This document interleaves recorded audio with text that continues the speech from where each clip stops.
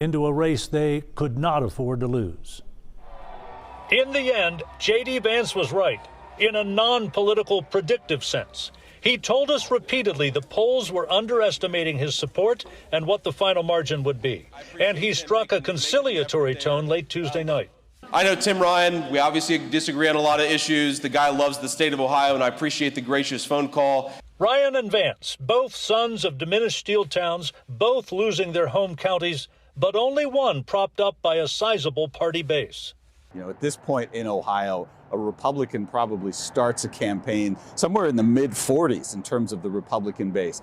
UC political analyst David Niven painting a verbal political portrait of the state of things. Ohio is older than the nation, it's whiter than the nation, it's less educated than the nation. That's a picture of a pro-Trump voter. That's a picture of a voter who maybe was a Democrat at some point, but has increasingly grown distant from the Democratic Party. Vance benefited as the color purple turns a deeper red in Ohio. It can be argued that voters have made the state a lowercase battleground, less competitive than it once was.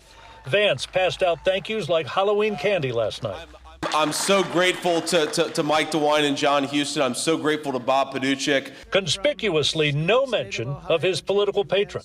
That was absolutely astonishing because there would be no Senator Vance without Donald Trump. There's no way Vance would have made it through the primary without Trump's endorsement. The governor and the lieutenant governor crushed it. Every other statewide office crushed it.